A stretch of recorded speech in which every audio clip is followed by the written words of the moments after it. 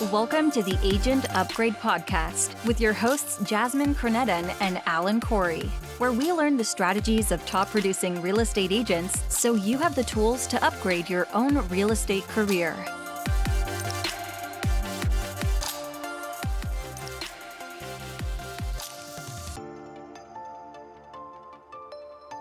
All right, so Jasmine, I guess got to say today's guest is one of my favorite people. Jonathan Rich is someone that I'm lucky to know. I met him. He works in the same office as me. He doesn't call himself this, but I call him a real estate activist, and I mean that in the most aspirational way. As a real estate agent, he's not just selling homes; he's building communities. And Jonathan's got his fingers on everything happening in Atlanta, and he's inspiring and he's thoughtful and he hears all sides before he makes a decision. And he is going to be a big reason why Atlanta is going to be a top city. And I'm always checking in with him. What are you working on, Jonathan? And he's always gives me great advice. I look at him as a mentor as well. And anyone who's a real estate agent, if they took this level of action in their community, you're going to succeed in not just financially. You're going to succeed in networking and friends and building a city that you live in to be something great. It's really wonderful to hear how Jonathan's. I love it. I think that I come from Serbia, right? I grew up in, as dense a community as it gets. Like my mom, my dad, me, and my sister, we lived in a 400 square foot apartment. My dad is in his mid 70s. He's never driven a car. He does not have a driver's license. So we never had to drive anywhere. Our entire community, I walked to school every morning. My dad would walk to work. He would then walk to the Danube or he would go fishing. I would walk to my grandmother's house. Like it was all very dense. And, I think that, there is a lot of people here, especially in Atlanta, they'll push back on like, hey, there is this apartment being built in the community, and they're like, no, we don't want a bunch of apartments in our backyard because that doesn't make for a great community, but you have to have affordable housing and you have to have density in order for it to become a really good city. I remember when I first moved to Atlanta, this is kind of just a funny little story, but I first moved to Atlanta and I was about 2 miles away from downtown. Like I could see the downtown from when I walked out onto the street, and it was like, oh, I'm just going to walk to downtown because that's where everything is happening. My European mind, right? Thinking that's where the walking street is. That's where the cafes are, and next thing you know, like I'm walking past like, the Murder Kroger and the strip club. And I'm like, little girl, like I'm going to downtown, and there was like nothing to see. When I got to downtown, I was like, holy crap, what's wrong with this city? There is nothing to do down here. There's no people. There is no humans. Of course, this was 20 some years ago. So Atlanta has come a long way. Right. Since then, we've come a long way and it's becoming a more walkable community. And there is a new life, coming into the city, and it is largely due to people like Ryan Gravel and Jonathan Rich and people that are just involved in the community that want to make this place better. Right. Yeah, we're super honored to have Jonathan share his ideas with us. Yeah, and Ryan Gravel, who, if you're not familiar with him, he helped. His thesis was the Beltline, which is basically turning railroad tracks into walkable sidewalks here in Atlanta, and made them very, interconnected communities instead of things siphoned off by cul-de-sacs and highways and interstates. He took these abandoned railroad tracks and turned them into a pathway that helped make Atlanta blossom. And this is sort of the right sort of thinking, I think, to grow cities as well. And, it's unfortunate that a lot of the pushback that we get is from well-meaning neighbors, but they just don't understand that this makes for greater cities. And the more dense it is, the more diverse you have, in terms of income, but races and, different types of community, or different sorts of occupations. It's something I think that every real estate agent should really support is higher density living. And if you think about it, think of the biggest cities in the world. They're always the most expensive for real estate, right? Mm-hmm. It's never the cities that are, you've got to drive on these big single family houses on each of their lots and there's nothing to walk to. Those don't make for great cities. And what they do is they keep the price point down. But if you name all the big cities in the world, they're packed in, and you've got $1 million condos and not $1 million single family homes. So if you want to grow your price point and you want to grow your city, real estate is all about where do people want to be, and they want to be walkable. They want to be close to work or walk to work or take a subway to work, all those sort of things. So I love that Jonathan's pushing this for my hometown of Atlanta, but I love to see other real estate agents doing this in their community as well. So let's get going. This is an exciting episode. This is a must listen. And I should also mention, I recorded this interview with Jonathan Rich for my other podcast, which is House Fire.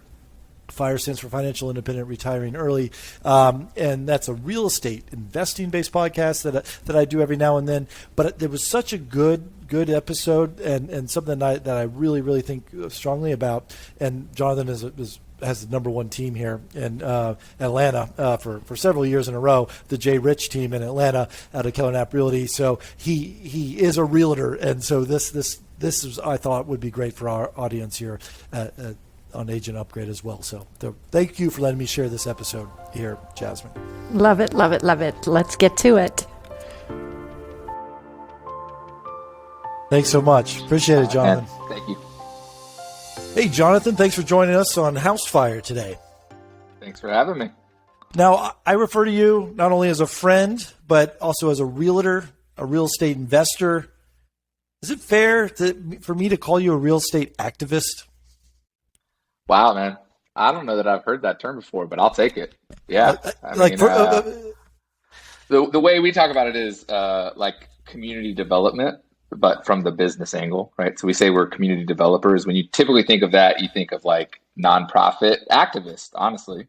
Right. But we're doing it from the other side of the table as the developers and the business owners and real estate agents, that kind of thing. Okay. Yes, and you're very vocal, at least on social media, and when we talk in person, you can tell it's a passion of yours to push regulation, laws, to basically change the direction of housing in your city, which is my city as well, in Atlanta, which, one, as a real estate investor, it could have profound effects, but knowing you're not coming from a dollar. Like, you're not doing this to make an extra dollar, which a lot of real estate sort of developers have that reputation. I feel like it's coming from a different place. Would you agree with that? Yeah, totally. So I think small bit of background on me. I spent my 20s playing music, traveling the country doing that before I got into real estate. Was also a church planner in Atlanta, worked as a kind of a music leader in this church for a while, and had no business acumen whatsoever. And then kind of fell into real estate randomly through the back door. A couple of life circumstances, ended up where I was flipping a house with a friend, and then I fell in love with the industry. And because of that, because business was kind of like secondary to just like falling into this kind of like career and space where I found creativity in a different way, I've always led with passion, creativity, and a care for people first. And the profit and kind of like the business acumen has chased the way that I've pursued those previous categories. Not right, wrong, or indifferent. A million different people get to business a million different ways. A million different people get to real estate investing a million different ways. But that's just kind of been my story. And so I've always led with passion, creativity, and a care for people first. And it's no different. Once we kind of got into real estate investing, I started looking at, all right, how can we be responsible in this space? How can I care for people? How can I find my creative voice? And how can I do it passionately? And so, yeah, I mean, that's just the way that we've been approaching it for 10, 11, 12 years now. In real estate, you're really touching people because it's where they live. That's right. Right. And that's their life and their memories, their family. And so every landlord has that effect on not just their house, but you seem to take it more citywide, like the whole community has always been sort of your approach. Mm-hmm. And you make claims that Atlanta is the greatest city in the world, or has the ability to be the greatest city in the world? Yeah, I mean, we call Atlanta the greatest city. We've been using that terminology for 5 or 6 years now, and it's more of kind of like it's like wishful thinking, right? It's like a hope of what I think what you're hitting at is right. It's like what Atlanta could become. So it on paper, if you look at Atlanta right now, I mean, we're certainly in the conversation of like top 10 cities in the United States, depending on your metric: population, economic growth, creative class. Most desirable city to move to, weather, whatever. Like we're in that conversation, but we're certainly not in the top 5, nor have we historically ever been. And my argument is there's a cultural component, there's a historical component, and now there's an economic component to Atlanta, and the growth that we're going to see the next 50 years, where we could become a different kind of city than the top 5 cities. And what if that different kind of city was a better kind of city? So that's where the idea of the greatest city that you see in kind of all of our, social media and campaigning and the way that we talk about our love for Atlanta comes from. So this is not top 5 in America, but I quickly Googled the top 5 cities in the world. And I want you and also our listeners to picture what makes these 5 cities great. According to this one website, London, number 1, 2, New York, 3, Paris, 4, Moscow, 5, Tokyo. Yeah. So you vision those top 5 cities, and that's the world. I know you said 5 in America, but sure. the top in America would be New York, Los Angeles, Chicago, San Francisco, and Washington, D.C. And then on that list in the world, Atlanta's 49. So we've got some spots to move, at least on the world rankings. But naming all those cities, I think everyone agrees that the reason those cities are so great is because they're visualizing a single-family house on a large lot with poor transportation options. Is that what you were visualizing? No, not at all. Oh, yeah. I love that. I love that picture that you just threw out there. So, I mean, like realistically, what's the top 3 to 5 things you think about those top 5 cities? So I haven't been to Moscow, but Tokyo, Moscow, Japan, or Moscow, Paris, New York, and what was the 5th? London, right? Incredible public transit. Let's start with that. It's probably like at the top of the list of all of those cities. Right. Immense density. So now it's interesting because some of those cities don't have crazy amount of skyscrapers. Some of them do, some of them don't. But all of them have tremendous density, right? And each apartment has 2 parking spots to go with it, right? All no these parking cities? because and there's a correlation, right? I mean, your sarcasm is palpable. There's a correlation between amazing public transit and density. It's actually quantifiable. There's actually metrics out there. I think for the United States, I think it's something like you need 42 residences, 42 units per acre in order to have really good high-speed rail transit, right? And that's the minimum. 42 is the absolute minimum. Unfortunately, here in Atlanta, we have a huge part of the city, the majority, more than 50%, that we're only getting 4 units or less per acre. So you see the gap between where we're at and where we should be when it comes to density and public transit. The other piece for those 5 cities that I would contend is the reason they make the list. Like public transit is the first thing that I think about because it's an indicator of all the other things that they've done right, or at least are doing to become that kind of city. But the reason those 5 cities lead the list is because their culture is so strong, right? Best food in the world, best drinks in the world, best theaters in the world. The majority of the media content that we all digest worldwide comes out of those cities for the most part, right? There's some exceptions to that rule. So the culture, like when you get that amount of people in that amount of space with the amenities, with the public amenities and infrastructure that come with cities that size and the amount of density that they have laid out, the culture follows, right? And then all the rest of us learn how to behave based on that culture. No, yeah. So I was definitely being sarcastic before. I mean, I agree with you. Let's talk public transportation, how this makes for a great city. I say this all the time as a real estate investor when I lived in New York City. My property's value was determined mainly on how close I was to the subway stop. Like, Yeah. was it a block walk? Was it 3 blocks? Was it 10 blocks? And that's how you figured out how really a big value of the property here. I've had clients as a realtor, and I know you're a realtor here in Atlanta, who've like, I don't want to live here. I can see the subway stop from my house. Yeah. And that was mind boggling. I was like, yeah, that's congratulations. They're like, no, Right. show me another house. Yeah. And what's funny is it's like all these cities are destinations, and what do people do? They're excited to be on the subway. They take photos they put them on social media. I'm riding the New York City subway. I'm on the Tokyo subway. Look how clean it is. Whatever. Like it's almost a touristy act. Like when you go to these big cities. So Atlanta doesn't have that. Like how well. I think you touched on it. We don't have that density. We don't have that density that makes cities grow. And then when you have that density, I think you're also alluding to is you have mix of cultures, right? That's right. It creates a melting pot, and then that creates the good music, the good food, the art, everything that kind of comes with what these bigger cities are known. It's a bunch of different cultures living next to each other, and just that synergy of that all meeting, being raised, but going to schools with different backgrounds of folks and walking by their apartments every single time, or, things along those lines. Is that sort of how you see it as well?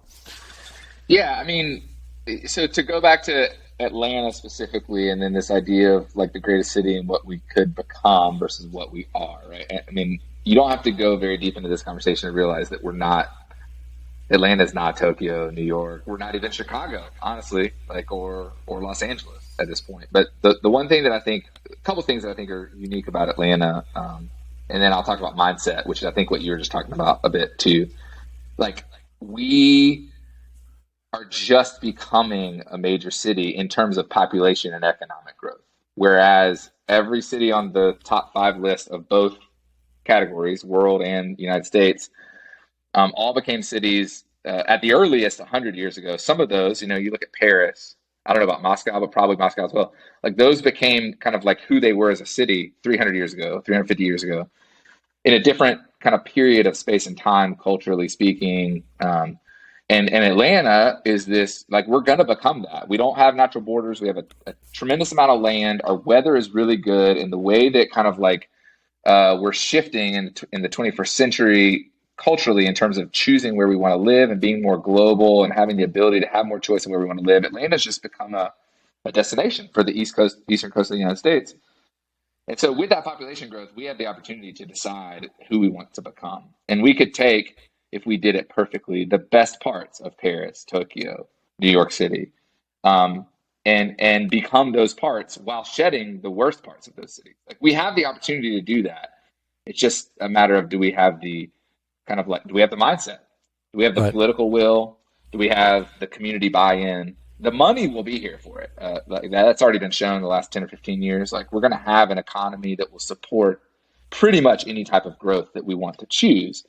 The question is mindset, which is what you're referring to. It's like, it's so interesting that we would go to a Tokyo or New York City and we would fantasize and kind of like elevate the parts of that city that we absolutely push against in a city like Atlanta or a smaller city, right? Like the public transit system, or like high density, or like a mixed use building where commercial and residential could exist together, or like a mixed income building where poor people and rich people could live in the same building or on the same block. Like, we push against all that stuff, but yet when we go to New York, we celebrate it, we fantasize about it, we elevate it as like this unbelievably like kind of like a niche-y cool thing that we'd love to do. The other example I always use is, people don't want to make the investment or the sacrifice for really good cycling infrastructure in any of our cities. I mean, in the United States, the only people that did it well in the last 30 years was Portland, and we're all trying to catch up now. Right. But yet, we go to any of the top 10 major vacation destinations in the United States all have tremendous cycling infrastructure. Like, and we go there and all we do is ride bikes. Like the big one in the Southeast is 30A, the beach community between I've Panama rented bikes City down there before. and Destin. Yeah. Everyone either takes their bikes or rents bikes, and they don't get in their car. when they go there. Right. And they'll Right. ride 3, 4, 5 miles, potentially, depending on where their beach house is, to go to dinner because there's infrastructure and a safe way to do it. And culturally, it's acceptable. And they love it. They pay a ton of money to do that. But yet, in our city, in our home, we don't think that we can have that or that we should have that or that, whatever we have to give up in terms of our car infrastructure makes sense for it. It's just, it's really kind of like naive and elementary mindset when it comes Right. to planning and the way that we arrange our cities. Right.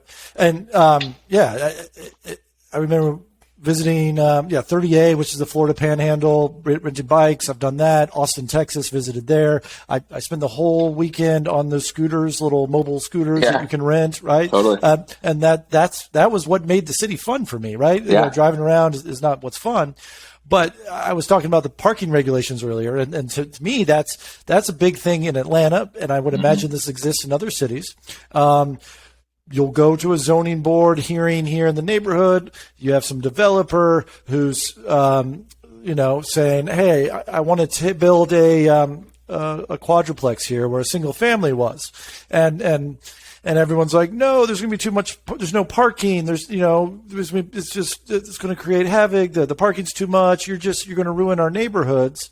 And what would your reply to be regarding that, the parking regulations? Or I'll take it a step further. So that's residential side, but also on the commercial side here, if you're building a business headquarters or an office building, you're required to build a parking deck that would assume at all times you're at max capacity inside the building. And so everyone complains, "Oh, you got another, big property that has a big parking deck, and where are you going to build that?" Well, you got to build it 30, 40 minutes from the city where you have enough land to build such a project. And the transportation doesn't go there. You can't ride a bike there. It all sort of feeds amongst each other. And then you get in these board meetings and the neighbors feel like they got to win because thankfully traffic is not going to get worse. So I have a million things to say about this particular subject. I'll start by saying one thing. There's two kind of like fairly controversial statements that I'll make around housing and urban planning in general. And one of them is around parking. And that is that I believe, and to be clear and transparent, I have 2 cars. I own a Nissan Leaf, and then I have 7 children, and I own a 15-passenger van. So I do own a car. I do use it. However, I use a bike as much as possible as well. I believe that the automobile and subsequently the way that we designed our cities, our neighborhoods, our towns, and our lives around the automobile the last 70 years could be the single largest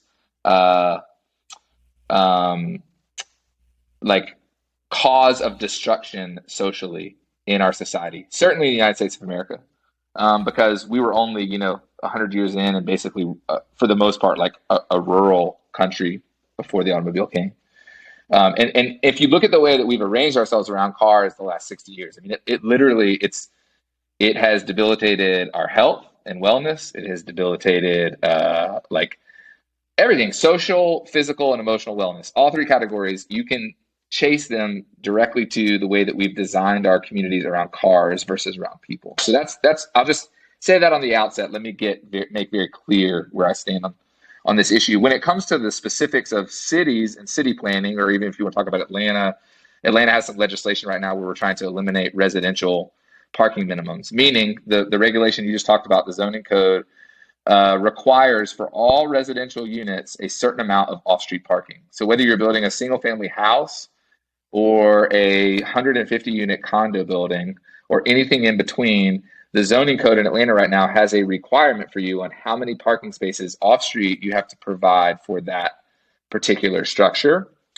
And it's a real problem because it does a couple of things. One, first and foremost, it orients our mindset around cars versus people. So in and of itself, just from a philosophical standpoint, if you chase any of the rabbits I just laid out for you around physical, social, and emotional wellness, it's bad policy.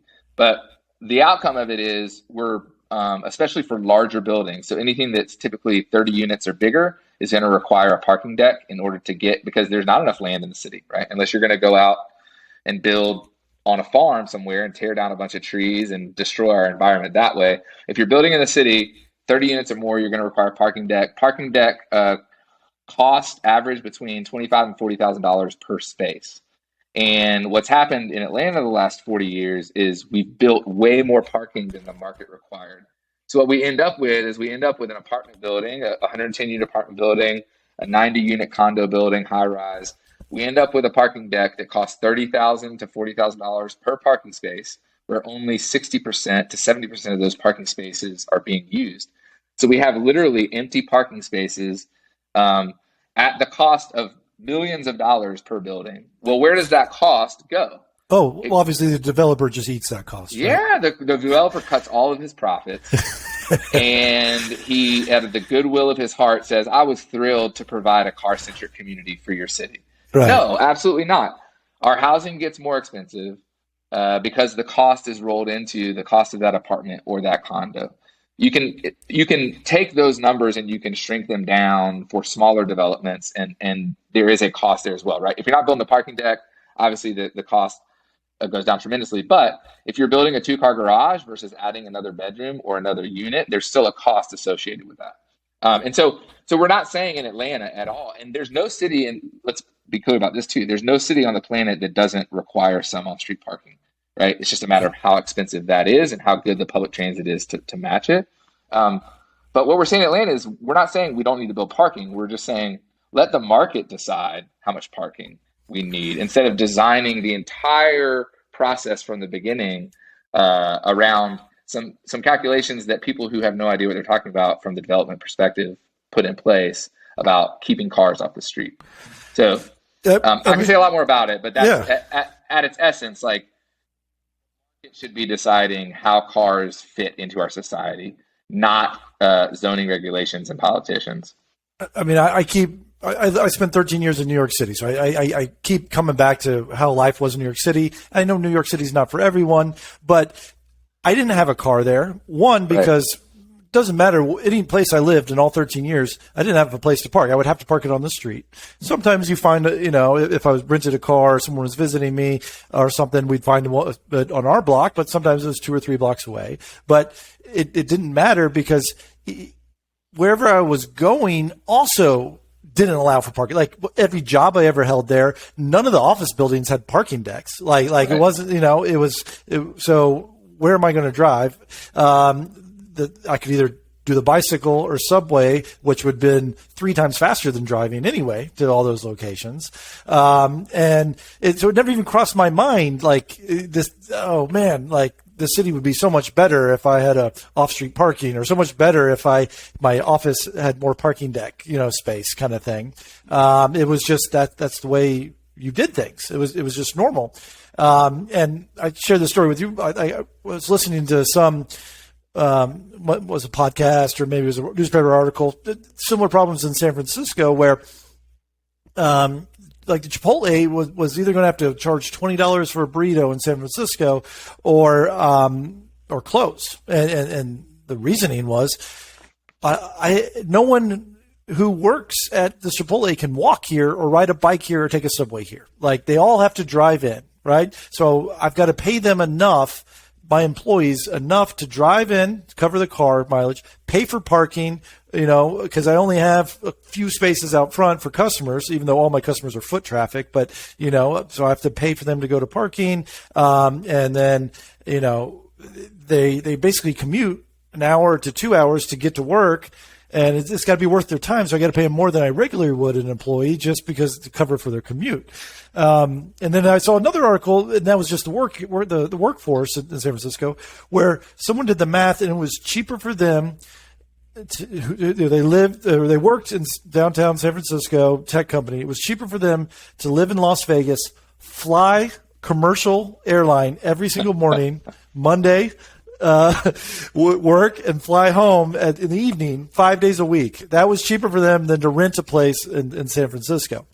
So a lot of people are like, well, that's the problem. Like the problem is you didn't allow for the parking, Yeah. But to me, and the way I see it, and possibly you see it the same way, is Well, if we had a mixed community where we had rich people and poor people, we had working class, we had different cultures, we had affordable housing next to $1 million apartments, next to accessible housing, next to duplexes, like that would create this great community where the person working at the coffee shop walked there 3 blocks away. Lived on top of it. Yeah. Yeah, lived on top of it. And the firefighter lives in the neighborhood that it's saving and not having to commute from 45 minutes away. Yeah, man. One more thought just quickly on parking as it relates to this, and then I'll talk about this idea of a mixed use community. We have to have a very honest, real, hard, painful conversation around, and it's a chicken and egg conversation around what comes first. Does amazing public transit like New York or Tokyo or DC that can service 50, 60, 70, 80% of the population, does that come first, or does the actual population and density to support it, right? And I think any economic model in the world, very simply, if you put it on paper, would show you have to build the density. You have to build the density and you have to put the population around it. You have to use those metrics I talked about earlier, 40, 50, 60 units per acre, to support the kind of public transit that will get everyone where they go. And so the idea that we hear this in Atlanta all the time. Atlanta doesn't have our public transit really is bad. It doesn't go anywhere. We are a car-centric city. It's like, no, we're only a car-centric city because we choose to believe that is true. And I've even gone a little bit further recently to talk about, so our public transit in Atlanta is called MARTA, and it's basically a T. So it just goes one north and south line, one east and west line. And it doesn't honestly service a lot of people right now. But the historic narrative around MARTA is an awful transit system. And I've started to talk about it completely different. I actually think it's an amazing transit system. And by the numbers, when you look at it, it is. It's the 5th longest system in the United States. We have the 8th strongest ridership. The issue is we didn't plan our city well around it. So we have it's not New York by any means. It's not DC, but we have a really, really good public transit system. The problem is where our stations are, we put no density around them whatsoever. And so the reason that the jobs and the houses are not able to be, you're not able to use public transit to access them is not because our system isn't good. It's because our planning and the arranging of our city is really, really bad. And so we need to flip that conversation. So that's, the idea of the chicken and the egg. It's like, man, look at it honestly, transparently, without bias. And it's very clear that if you want good public transit and you want less cars in our city, you have to put density and good, smart population around the public transit that exists. In terms of what you're saying about kind of this idea of a mixed use community and having, one of the things that I talk about a ton in Atlanta is the idea that the people who serve our communities can't live in our communities. It's a fairly new thing for us. We're only 6 years, maybe 10 years into that becoming a reality. If you look at cities like San Francisco and Seattle, they're 20 or 30 years ahead of us. Austin is getting there as well. And in this kind of idea that across the city, citywide, in all of your kind of like neighborhoods, historically platted neighborhoods, or even in your kind of like bigger, denser business districts, the people who are at the coffee shop, at the burrito shop, the managers of your favorite restaurants, the teachers, the firemen, the policemen, the grocery store clerk, the barber, all of the people that come into our communities and serve us and allow our communities to be the great communities that they are, cannot live in our communities. And that's a real problem that I think we have to deal with socially. I think we also have to deal with it physically and financially. And so like when you look at San Francisco as an example, those are two amazing stories that you told about the burrito shop owner and then the tech guy who's like, I'm just going to live in Vegas and fly a plane every day, which is just literally insane. San Francisco, I have a friend who lived in the Bay Area and he told me this concept recently about like San Francisco being a barbell economy. And I was like, what does that mean, barbell economy? And he's like, the barbell economy is San Francisco has been a barbell economy for a couple of decades now. Basically, at the top of the barbell is people who make more than $500,000 a year, and they all have housing in the city, right? They have a flat, they have a row house, they have a condo, they have some of them. There are some single family houses, not many, but some of them have single family houses. And then at the bottom is homeless people below the poverty line. Maybe some people who are getting subsidies to live in something public housing, but San Francisco now, because they're so far down this hole, of of the wealth gap, they actually have a working class homeless population. So it's not just, what your typical idea of homelessness is, like fell on hard times or addiction or mental illness or whatever. Like they have that too, but they literally have a whole section of people who have jobs who do not have housing. And they're just floating from couch to couch, or they're sleeping in their car, or they're doing whatever they can do to get by. And then everyone else in the middle. So you've got 500,000 or more homeless people. Everything else in the middle lives an hour and a half away or farther. So all those people you just talked about, firefighters, policemen, they're all driving in. And I don't think anyone on the planet would say that's a great way to build a city. That's a great way to arrange a city. That's a great way for a city to thrive. While San Francisco has much to offer us culturally and has historically, obviously, kind of like the technology center of the world, it also is a really bad city to call home right now. And that's why so many people, they're losing population like crazy, because everyone's like, this place sucks unless you make more than $500,000 a year.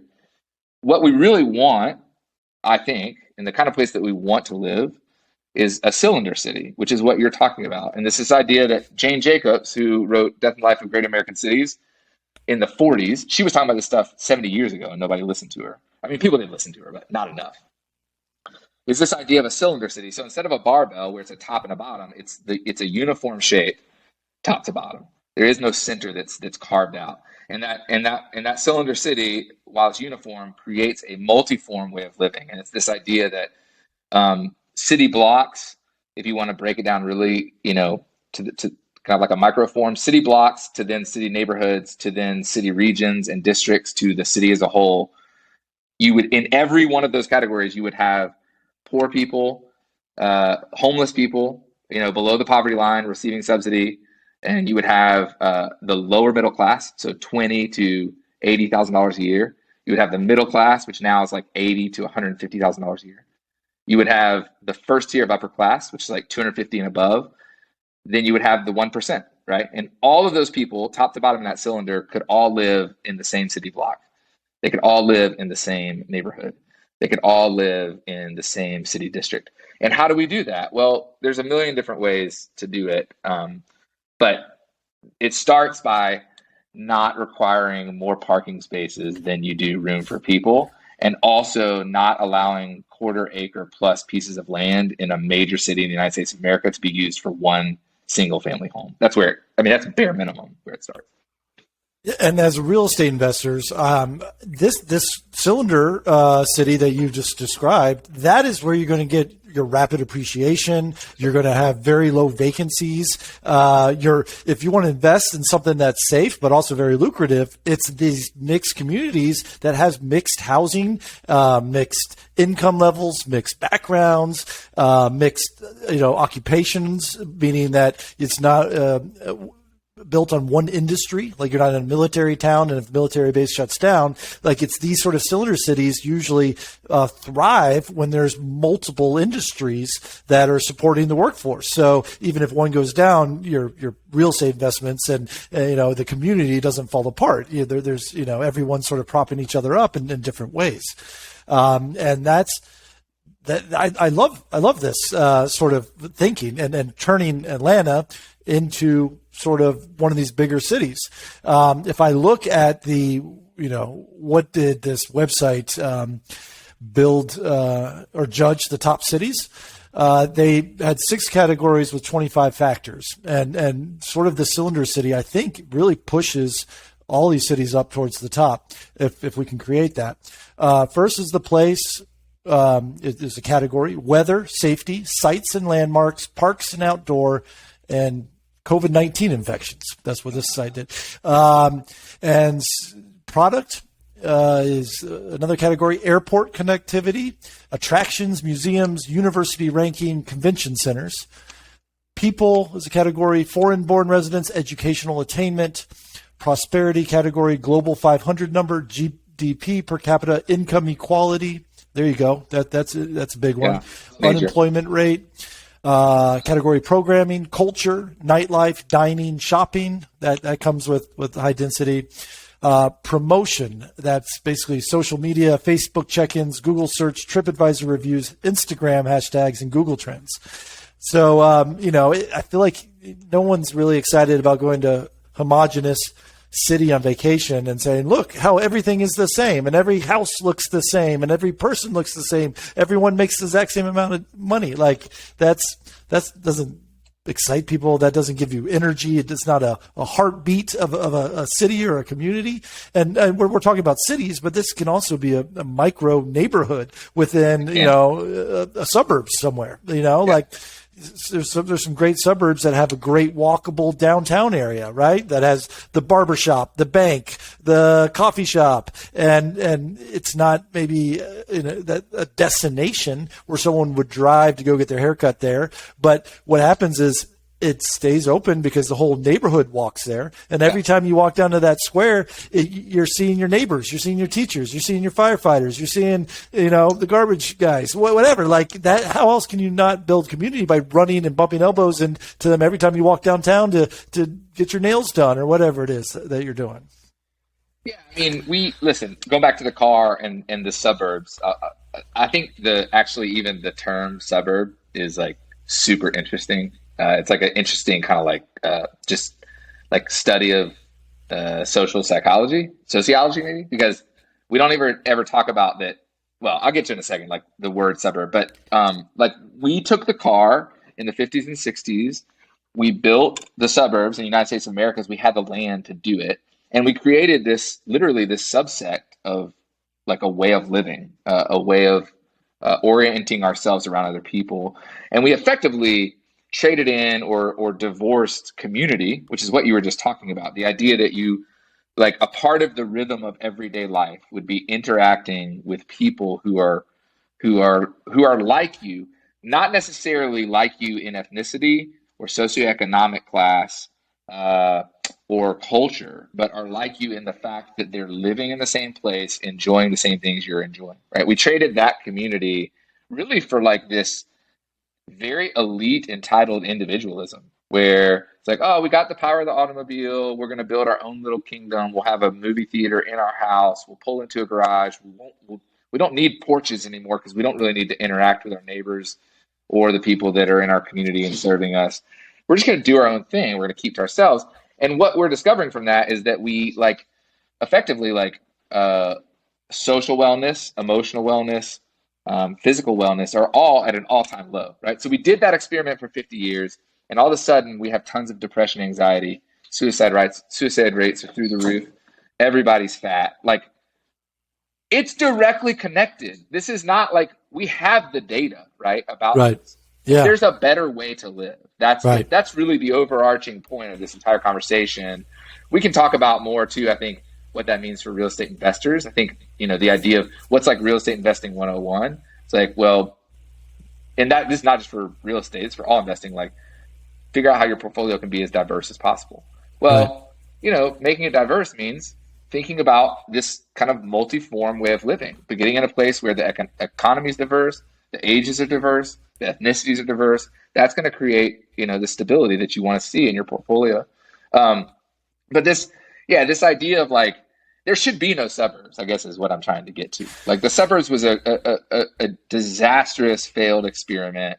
And unfortunately we have to live with it because we built, so much of it. Yeah. Trillions of dollars of infrastructure. And there is a way of life. I'm not, if you live in the suburbs, I'm not saying that you're a symptom of a problem or anything, but it literally, like, the term itself, this is what I was going to say earlier, the term itself means less than urban. Like that, like, we don't ever talk about that, but it's like the term itself means it's not as good as the thing we were already doing. Right. Yeah. It's like, and yet some ways we were, somehow we were like, oh yeah, this will be a great idea. It's like, no, it's an awful idea. And it's panned out that way. If we were really serious about our social, mental, and physical wellness and about finding better ways to live, we would have cities and towns, and we would have rural.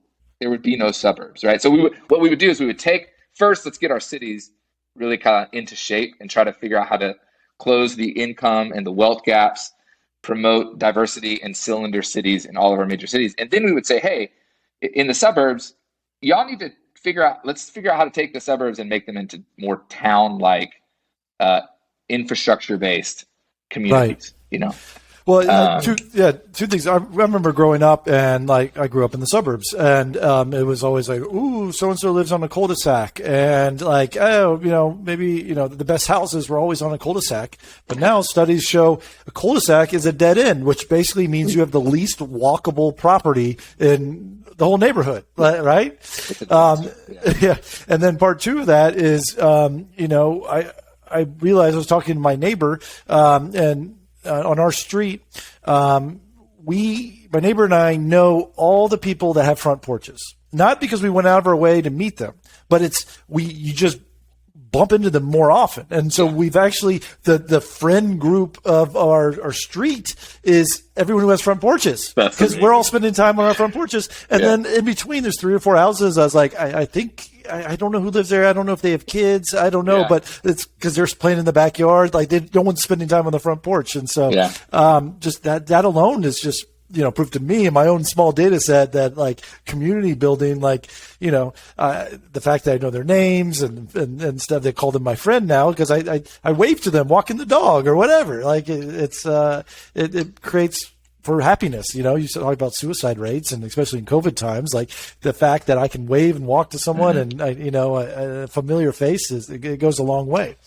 I don't want to go too deep down into this hole. And all I'll say is for anybody who's listening, like 10 minutes on Google around kind of like physical, emotional, and mental wellness, like those things, and how it relates to like community, and you can find all the data you need. But I heard an interview yesterday with Lil Wayne, the rapper, about mental health. And I did not know this, but when he was 12 years old, he tried to kill himself. He shot himself in the chest. He called the cops before he did it, and they showed up at his house and basically like saved him, and it saved his life. But he was talking about that episode in his life, and the guy who was interviewing was like, what made you want to do that? And he was like, he had a very kind of like militant mom that was just always trying to keep him in check. And rightfully so. She was doing the best she could just to try to keep him out of trouble. And she like hated rap, and he loved rap. And so there was like this tension between them. And he was like, I just felt like I never talked to mom. He was like, I was alone. That was his answer was, like, why do you shoot yourself in the chest? He was like, because I didn't feel like I could talk to anybody about what I was feeling, And I just like, that's a dramatic example, but it insinuates this idea that like when we don't have community, when we're not interacting with people, it could be as simple as just somebody that you can say hello to, like you just said.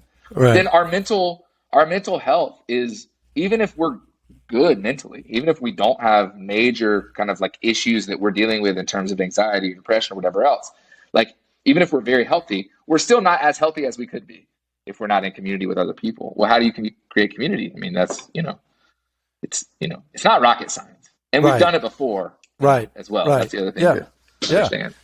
I mean, and we keep coming back to the same thing. Like, who doesn't want to visit in the city? Who doesn't want to invest in a city? Who doesn't want to live in a city where you can walk, you can ride your bike, and you don't even have to get in a car to go to the little market, for ketchup or whatever you need to cook, kind of thing. And then you walk into that market, and who's working there? Oh, it's your neighbor. Like, how cool is that? It's the guy who lives behind so-and-so's garage or whatever. Like, and then you wait in line next to the school teacher of your kids. Like that's perfect living. And I don't know. I agree that, and I call you an activist because I'm like, I'm rooting for Jay Rich. I'm like, Jonathan, go to those meetings, push this stuff, like educate. It's all about education too, right? Like it's, people think they want their kingdom and their house, and it's going to be better value in the long run, but it's not. The data doesn't support it, kind of thing. Maybe if you got the only single family house, it'll be worth a lot of money, but you're really not contributing much to your community. So but if everyone has a giant single family house on a big lot, the city will never grow. It just stalls. It just putters out. Yeah. This may also be a controversial thing to say, and it's not. There's no judgment or disparaging of people who think differently than me. So I just want to kind of get that out there. However, I am I mean, I guess activist is an interesting word to think about because I am speaking about these things with an extreme level of confidence. But to me, there's two kinds of people who are living in our cities, especially our growing cities, especially our smaller cities that are becoming bigger, like Atlanta. There's the people who have already figured out that we have an issue in terms of a housing shortage and these categories I keep bringing up, like physical, emotional, and mental health, and how it's directly related to where we live. There's the people who have figured that out and are saying, hey, there's a better way to do it. And they're making decisions, they're being engaged based on that understanding. And then there's the people who just haven't figured it out yet. There's not like the counter argument in my mind, if you look at all the data, is not justified, And so that's not to say that you can't live in a single family house or that you can't own an automobile. I mean, I already said you and I both own cars. That's not what we're saying.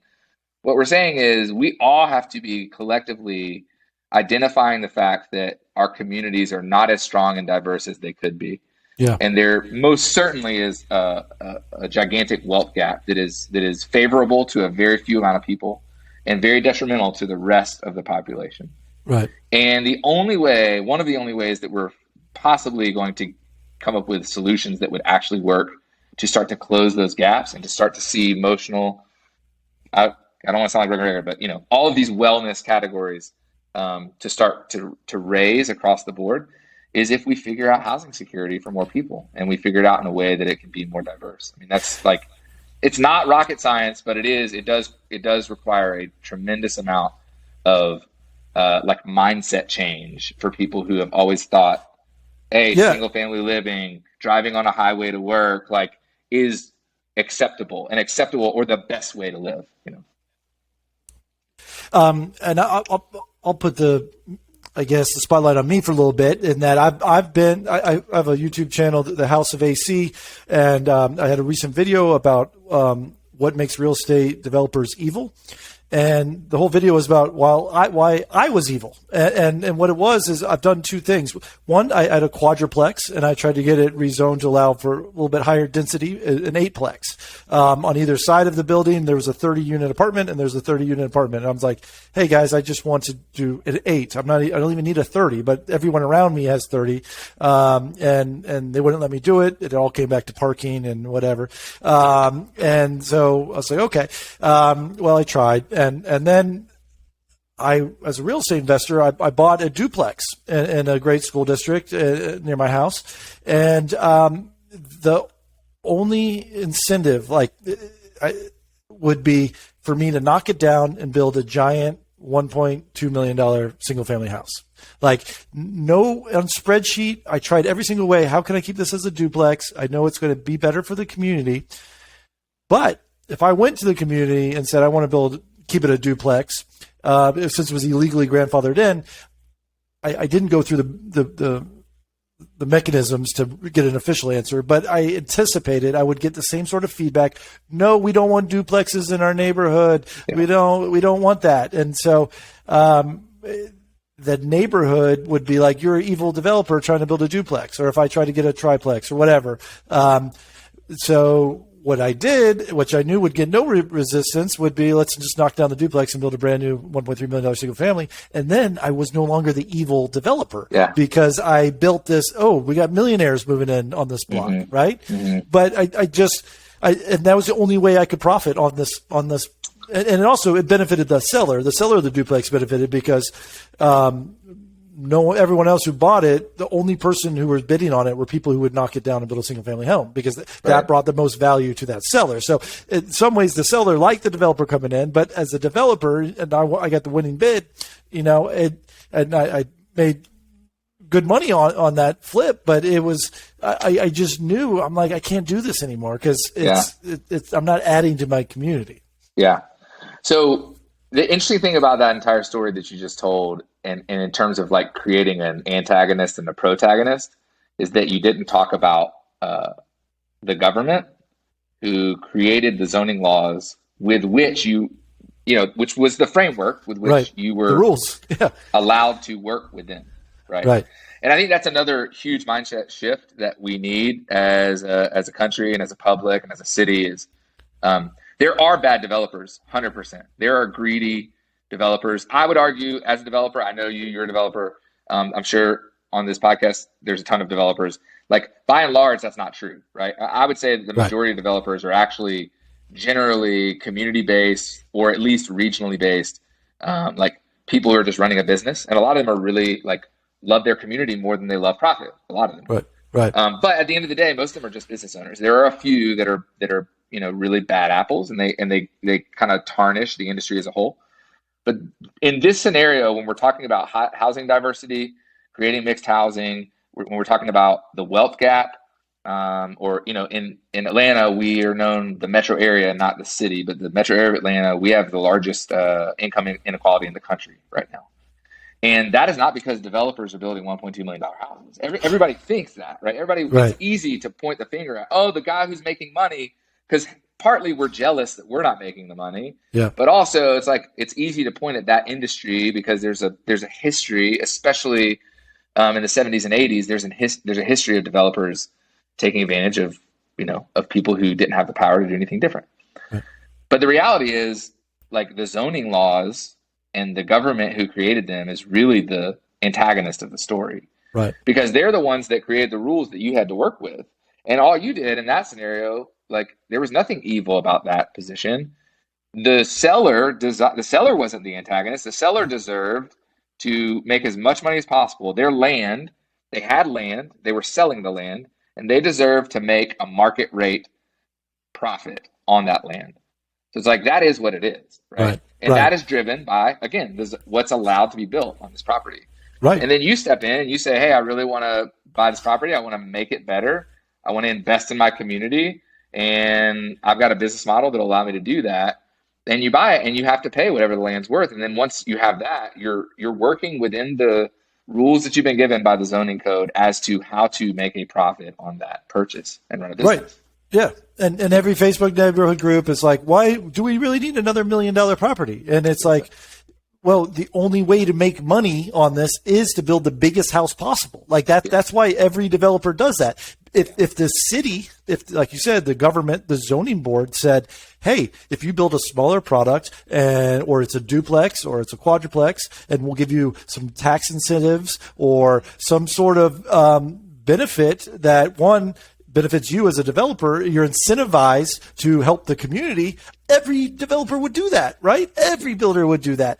And so that's sort of some places, pockets of Atlanta now, they'll give you bonus density where you can maybe build 2 or 3 extra units in your multifamily if you make them affordable housing. And so then the numbers start making a little bit more sense. But if they weren't incentivized to get this bonus density, no one is ever going to do it. Otherwise, you're going to do, what am I incentivized to do? Right now, most zoning, at least in Atlanta and the surrounding parts of Atlanta, you're incentivized to build the largest single family mansion that you can.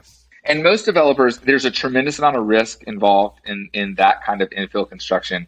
It's like the development community, by and large, and this metaphor breaks down once you get to very, very large development. But by and large, especially community-sized development, the developer should literally just be looked at like an organization. It should not be a caricature or like a person that we're like, oh, that person, that, a lot of times like that white man is evil. It's like, no, it's just an organization it's a business on a spreadsheet that's trying to make a profit, just like the restaurant in your neighborhood, just like the laundromat, just like all these other businesses that we never question their motives, like for whatever reason, because of history and it's easy to do. It's like, no, the developer's the antagonist, the villain. It's like, no, the villain is actually the market and the zoning code and the tools that the developer has been given to use. I always tell this is a really easy way to break it down. In Atlanta, in our historically platted neighborhoods, an average size lot is 50 by 150, which is 7,500 square feet. So 50 foot wide, 150 foot deep. And right now, it's like 60% of the total land in Atlanta is zoned single family residential, which allows, and that's the average size lot. There are bigger ones. We have some acre lots and we have some that are smaller, that are 5,000 square feet or 4. But by and large, 60% of the total land is single family residential. Of that 60%, probably 55% of it is a quarter acre or less, 50 by 150. If that land in my neighborhood, I live in a neighborhood called Kirkwood, that land is worth about $300,000. So that's a fixed cost. Doesn't matter what's getting built there or whatever. If somebody's selling a piece of land or a piece of land with a house that's no longer functional, that's rotten or needs to be, demoed, it's about $300,000. So the developer buys it for $300,000, and the only choice for them right now is to build a single family house. And so this is what you were talking about. run it through a profit model, run it through a basic calculator of like what it costs to build a house, the cost of construction, and then what it needs to sell for them to make a 10% profit, which is about generally where most developments come in. And it ends up being a $900,000 to $950,000 house. That is literally the only outcome. If there's a piece of land or a land with a house that has to be demoed, the only outcome is a $950,000 house that's 3,000 plus square feet. What if the zoning code still allowed that? You could still build the single family house, right, but you could also build up to 5 smaller houses, right? Right. And there's a way to do that where you design it. And there's an alley that runs down the side of the property, and nobody has yards, but now you have 5 $300,000 houses. Would the developer do that? Would the developer build 5 $300,000 houses if it made as much or a little bit more than the single family house did? Yes, every day he would do it. Yeah. Right. And so it's like, it's not the developer, it's the zoning code and the government that refuses to acknowledge the antiquated kind of like exclusive way that our zoning code is like monolithically creating our communities. That's really where the villain is. It's just harder to. It's not a person, right? Yeah. You can't be like, oh, that evil zoning code on a sheet of paper that I don't understand. I mean, so for all you people in Facebook neighborhood groups and next door neighborhood groups where there's just hatred to every builder in your town, you please comment on those posts and say, no, it's the zoning code that forces, but incentivizes them to build these things that you don't like. I want to leave with one more question. We haven't talked about this, but it made me think about it. There's a millennial sort of wave of landlord hate. Have you come across that as a realtor or as a investor? A little bit. I mean, not personally, but I mean, I have a bunch of millennials that work for me, and yeah, I mean, enough to kind of know what's going on with it. It seems to me that it comes from a place where, one, maybe housing costs are too high, and so they can't get on the property ladder, by that starter home or apartment. 2, rent keeps forcing them up in prices and things like that. And it's hey, we need housing, and then this capitalist landlord is making it difficult for us, and we can't do other things that we should be able to do because our rent's so high. And I want to say it's probably the same evil government zoning that's doing that. It's a combination of that barbell economy, right? Because an investor is incentivized to buy a property and has a mortgage, but the house is a little bit more expensive, so I've got to push the rents a little bit more. This town is getting more and more expensive. The property taxes are going up. Yeah. But if that landlord was incentivized to build an ADU unit, which is an accessory dwelling unit, or some sort of detached granny flat or something in the backyard, then what it does is it's the same sort of thing like that you said, where you have 5 houses would make more money than building one single family house. But if you had a duplex sort of situation or 2 detached units on the same property, I don't need to charge as much rent on both, but collectively I'll be doing the same or slightly better. I'd be incentivized to have smaller housing with more density that I can rent out, and then everyone sort of, is, I guess, can breathe a little bit easier, at least financially, and you're contributing to this vibrant community that people are going to want to visit. The investment goes up, and it's not all about square footage, which a lot of investors are just like, I just want the biggest house, square footage. And to me, it's like, no, it's how much can you spread that square footage across multiple properties? And I don't know, is that sort of how you think it's the same sort of thing, or let's point the finger at the government to kind of, yeah. And I mean, landlords are a little different breed, generally speaking, than developers. I mean, a lot of you and I are both developers and landlords, so there is crossover. Right. But historically speaking, I think, there are plenty of landlords out there that own between 4 and 20 units that have never had any real estate professional experience whatsoever. And that's the different breed that I'm talking about, and they can tend to be, you've heard like the terminology slumlord or whatever, like they can tend to be very kind of abrasive personalities who do not treat their tenants with dignity or respect at all. And so there's a piece of that that's always lingering. But what you're talking about, I think, is more specifically around the reality that just there is not housing security in our major cities across the board, right? And Atlanta is new to this. We're only 5, 6, 7 years in. But there are a lot of, 20, 30, 40 other cities in the United States that are 20, 30 years into this. And a lot of that has to do with urban renewal and the fact that we did the suburbs. It's like we exhaled into the suburbs in the 60s, 70s, 80s, 90s. And by the mid 90s, we were like, oh crap, what did we do? And so then we started to inhale again. And certain cities, based on where they were at infrastructure wise, economy, et cetera, got there faster than others. But most of the major cities now are starting to feel this crunch of housing security. And it's basically it's supply and demand at its simplest form. We have way less housing than we do people that want to live in our cities. And therefore it has nothing to do with, again, the landlord, has nothing to do with the property owner, has nothing to do with the developer. It literally has to do with the market. And the market is a function of the zoning code and the tools that are being given to the market to allow it to develop. So like even the example you gave of I had a duplex and I tore it down and did a single family, it had nothing to do with you. Like that decision was made for you or for whoever else would have bought that property if it hadn't been you. Right. The decision was made for you by the market and by the zoning code. And so as long as we have antiquated, exclusionary zoning laws that in a very archaic way do not allow our land in our major American cities to be used properly, to be used to their fullest potential. As long as we have that and a market that's chasing those tools, like we're going to have this gap and the prices are going to continue to go up. It's like the only way. Land is a fixed cost, and that fixed cost then, along with the zoning laws, that basically outputs what your housing costs are going to be, and also what your housing types are going to be. And we've got to, if we want fair rent prices, if we want more accessibility and more opportunity for more people, we talk about it at Jared Atlanta, my team and my firm. We talk about when these legislation changes come up, we talk about more opportunities for more families. That's really what any change in the zoning that would put more density into any area. It's the conversation really should be revolving around more opportunities for more families, because right now we have very few families that have opportunity in our neighborhood, in our city.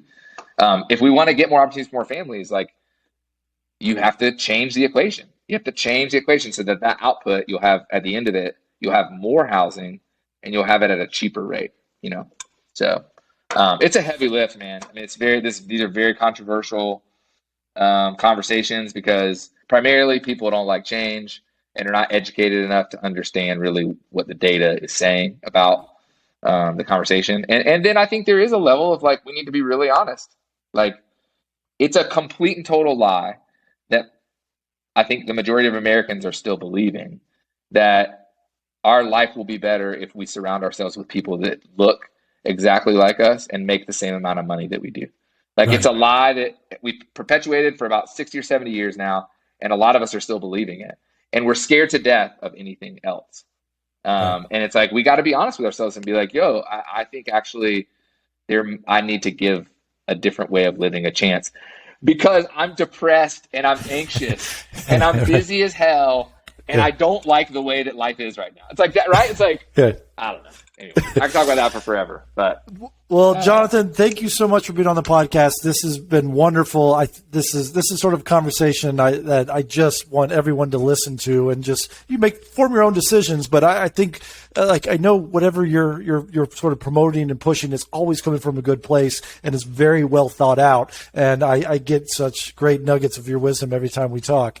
Anyone who wants to maybe join any sort of movements that you're doing or learn more about you and your company, feel free to, what's the best way for people to get in touch with you or follow what you're doing? Yeah, so J-Rich Atlanta is our small real estate team. We're doing a lot of this work and kind of education out of it. So jrichatlanna.com. And then the majority of like easy, accessible nuggets of education and data will come through our Instagram account, which is just at J-Rich Atlanta. So check that out, follow us.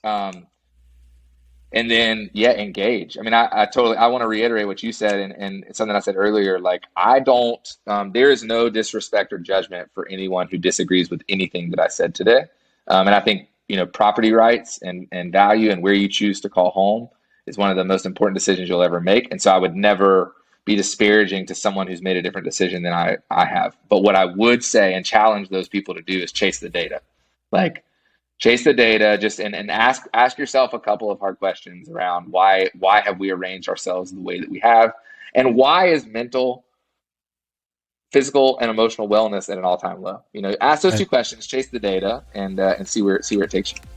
Thanks so much. Appreciate it, John. Thank you. Thank you for listening to the Agent Upgrade Podcast. If you are an agent looking for a new mortgage lender, start with Jasmine at jasmineteam.com.